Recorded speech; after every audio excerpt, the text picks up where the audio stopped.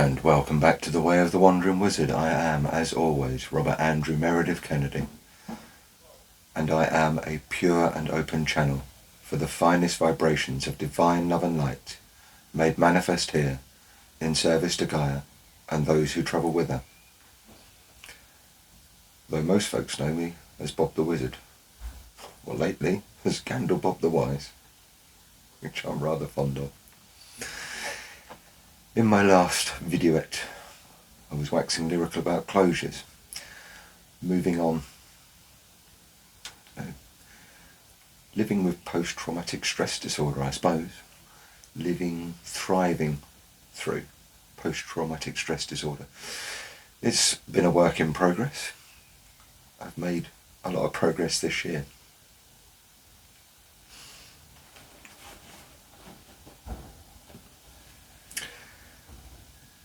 This morning's little video is entitled Recovery Through Roleplay. Now, for those of you who've watched the videos, you've probably gathered that I have been a role player off and on for the last 15 years, just past my anniversary. They have been epically wondrous times in my life. But for those of you who are unsure of what a role player is, a role player is an actor without portfolio, without script, with fake boundaries and an ability and a mind that can improvise around a script in order to provide a realistic simulation of an experience for the purpose of training. That was quite eloquent. I like that. But that's basically what it is. We learn, as I've mentioned, throughout this wanderings, through experience. We can read, we can think, what would we do? How would we react? What if? Even if we see a situation coming towards us, we can run our mind through what are we going to do until it actually happens.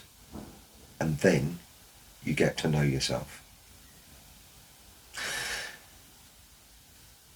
That's the challenge of life. Now, the organisations that I've worked for over the years go out to hostile environments. They go into hostile environments, both within the UK. In many ways, most of us mental health practitioners are going into the hostile environment of a mind. This training is broad.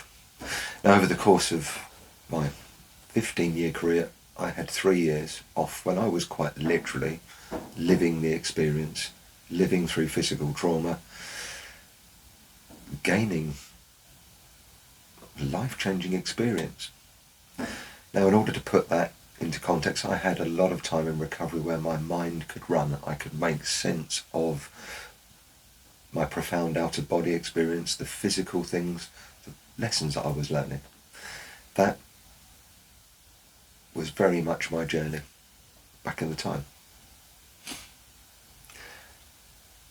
Over the course of the summer, I went and met the old team, the old GT team, for a barbecue. Met some new faces, and it was good that I'd met them because within a week I'd managed to blag my old job back, working full-time on the operations team.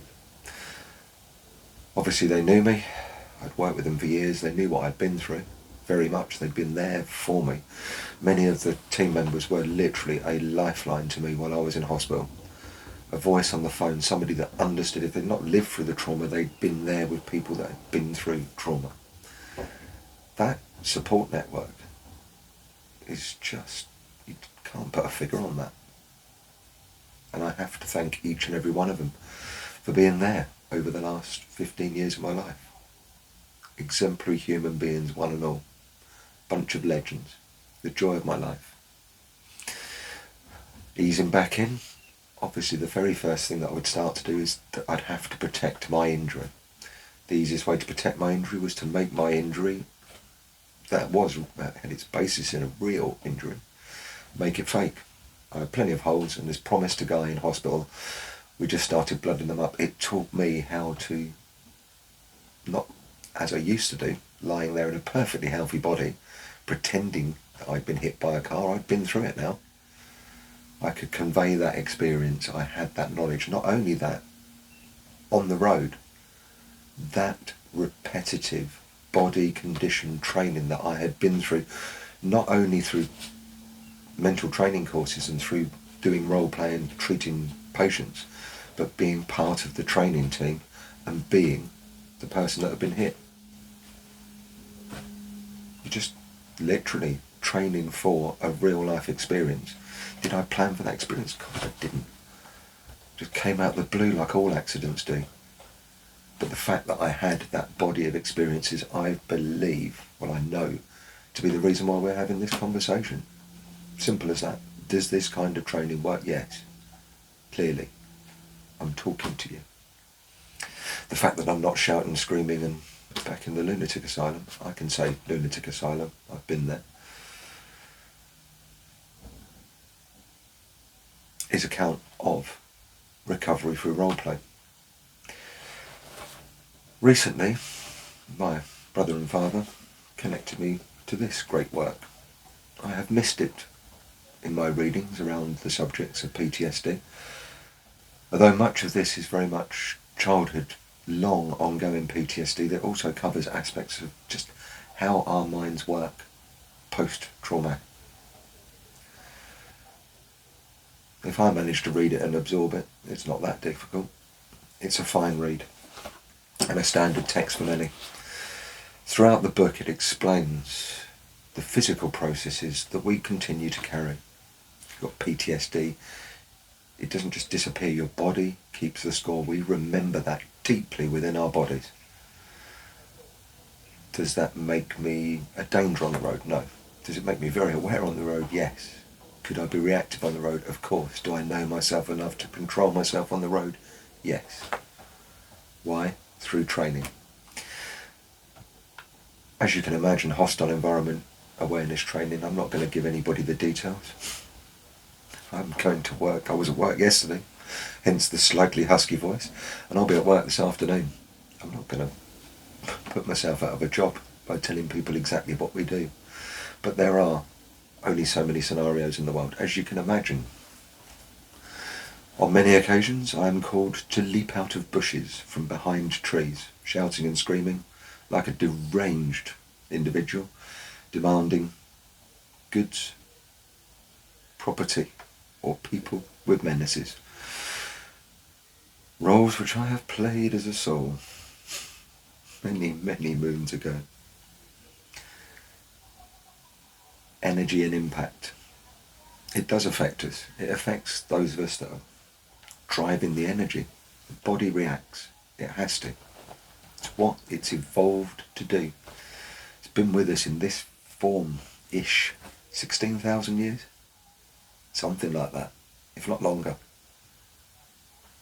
This doesn't change, even though the minds that we carry evolve and move on. The body still responds to those threats in exactly the same way to the moving car as it would to a moving mountain lion leaping into a cave. We know that. They write books about this. I'm just sharing my actual experience of it. So having got back into the saddle and done a bit of shouting, I couldn't run. That's good. That taught me control to arrive and deliver energy and impact. A useful role in my life. It also reminded me that the Bobski that was back on the ground, and Bobski is very much my pseudonym at work. Why? It's easy to remember when everybody's shouting and it's all a bit chaotic. Was a different, it was an injured Bobski. It was carrying stuff, of course, working around people that work to train people not only to go into trauma, but how to deal with trauma when they come out. What better place for me to start my recovery? Now, in the course of those early journeys, I've clearly, very first thing I wanted to put myself into was a series of road traffic accidents. Certainly felt that I could add something to the role. And so again, I put my body, myself, into the similar situations, starting differently, moving around inside vehicles, outside vehicles, until eventually, over the course of years, I was role-playing motorcycle victims for the fire service. And they were going, they were pretty realistic. Oh shit, Sherlock. Have a look underneath the fake wounds. Did that give me a chance to, I don't know, give some of the experience back by way of training to future medics as the guys that had helped? Of course. Did I feel in some way, or do I feel in some way that my working with that pays back some of the debt for these guys looking after me? Yes, of course. The passion that drives me as a role player. Before my accident, the passion that drove me was I just loved dressing up and playing soldiers, shouting at people, shooting at people, and screaming and bleeding. A chance to play those eccentric roles, the mad old shaman of tribes, strangely, right the way through to a series of other roles. The victim, the tortured victim. Could I add an authenticity to that role? Of course. Was I tortured? No, I had a huge amount of pain and it felt like torture, but I wasn't tortured, I was healed. But it has a body experience which can be carried in. Whether we like it or not, as human beings, we do pick up and we feel what's going on around us. It's a part of our survival, particularly when things get driven and get intense. Flight and survival, up it comes. Primal parts of the complexity of a human being that step up in these situations. How we react, how we work with these, how under those levels of duress we know ourselves. Now, the real life, absolute real life stuff clearly in print. But the more that we can role play these, actually experience these, I don't know, the more rounded a human being, the more capable a human being we become.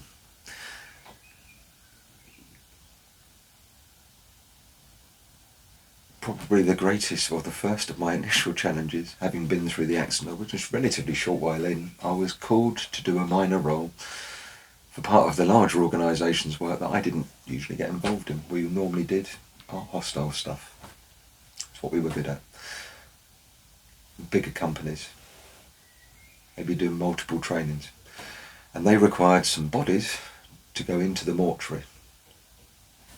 I can't break the scenario, but you can imagine in many organisations that train, they are going into real life situations, disasters, tsunamis, you name it, earthquakes. A degree of preparation for the horror that they will experience, a way of how will I deal with this? What do I need to build mentally to deal with this? Should it be presented? Is what training is all about. Now, probably the greatest challenge for me, having been made up corpse-like, lying in there thinking, I could have ended up in one of those. It was an interesting plan. I was probably busting for a smoke most of the time. And the other biggest problem I had was resisting my inner child's desire that as soon as the bags were unzipped and identification started, rather than keeping a shallow breath and sitting up and going like that. Can I say? I'm a professional, of course I laid down. But these are the things, these are the experiences that I was gifted as I returned to work. Now I've run and rerun so many traffic accidents in so many scenarios. I've been involved in training, big training exercises for the helicopter medical services, for the specialist paramedic teams. It's been joyous to pretend to be broken and being scooped up, taken off of battlefields. Okay, most of it involves having most of our clothes cut off. But hey, I've experienced that for real. So if I can pay a bit back for those guys keeping me alive, then it's worthy work. I've also played roles working with the police. Now, I've never had a real big issue with the police. The MOD kept me quite safe, MOD police, for many years. I've not got I have authority issues, but I don't go out and challenge. And despite what you may think, I'm able to moderate my behaviour and have fun without getting into trouble. Maybe not when I was very much younger, but over the years. I've been called to roles to basically play angry rioters, deranged terrorists, baseball-wielding thugs going at police lines. Is it good, post-accident, to allow some of that feeling that we carry after an accident out? Yes. Do you have to be absolutely aware of overload and with a team that could be there to catch you if you needed it? Yes, of course. Was I very careful in the way that this has all unfolded? Yes. The fact that I'm sharing it with you now just goes to show that yet again it works. Now, I've alluded to a dip in my mental health at the start of this year. I will cover that in the future because there's a couple of other chapters to cover to give a fuller figure of the person that arrived in 2022. The point that this book was given to me. Now, wizardly side switching on, the body keeps the score. As a wizard, as a Reiki master, as an energy practitioner, along with many who may be watching this, I'm aware that not only do we have our physical body, the bit we experience through, we have our emotional body, what that experience feels like to us. That emotional body is a very real thing. It's not a series of chemicals flowing through your body. That's the bit we see and can observe. It is emotions, we feel those. Post-accident, probably more so in my case. We have a mental body that makes sense of what the body sensed, what the emotions felt, what we think. We all do that all the time. Beautifully complex creatures, aren't we? But I digress. There is also, post-2012 for me, soul body, the greater component, our existence throughout space and time. And all of those bodies keep the score. And in this lifetime, I chose to pay my debt. So if anybody's been watching my great adventure and thinking, the hell keeps happening to that poor boy, there's a reason for it. I was paying my debts, long acquired, in order that I could gain closure, put it to bed, and get ready to move on. I said my role playing has been an exemplary part of literally giving myself simulated experiences that have raised that in me. Do I deal with it at work? No. Go back home and I think through what it brought up, where stuff came through, where it had its root in my long and distant history. That's my stuff. I do every evening, post-accident, in a cabin, in a hospital bed. The joys of the PTSD mind that I now carry. But in many ways, it's, from where I've been, a wiser mind.